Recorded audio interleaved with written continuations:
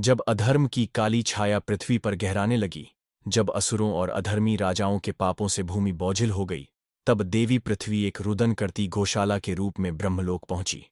देवताओं के संग उन्होंने ब्रह्मा जी से विनती की, प्रभु, इस भार से मुक्ति दिलाइए, यह संसार अब अधर्म के पंजों में जकड़ चुका है।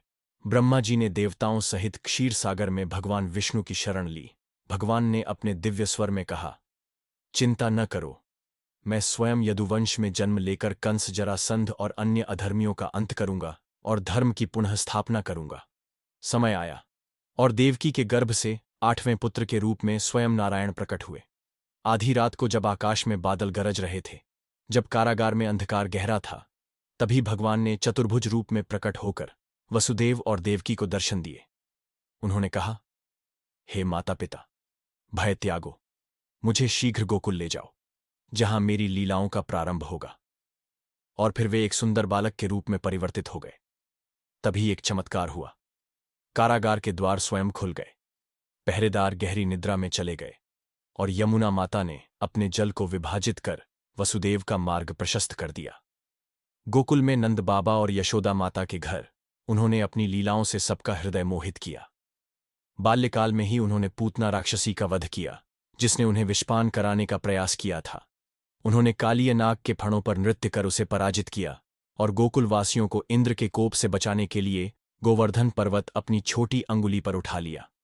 उनका संपूर्ण जीवन धर्म, भक्ति और प्रेम का संदेश देने के लिए था। जब मथुरा में कंस का आतंक चरम पर था, तब श्री कृष्ण ने उसका वध कर मथुरा को उसके अत्याचार से मुक्त किया। किंतु उनका कार्य यहीं समाप्त नहीं हुआ। उन्होंने महाभारत के युद्ध में अर्जुन को धर्म का दिव्य ज्ञान प्रदान किया। हे पार्थ, कर्म ही सबसे बड़ा धर्म है।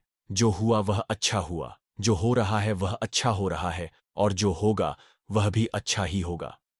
उनके वचनों ने न केवल अर्जुन को अपने कर्तव्य की याद दिलाई, बल्कि संपूर्ण सृष्टि को भगवद गीता का ज्ञान दिया, जो आज भी जीवन का सर्वोच्च मार्गदर्शन है।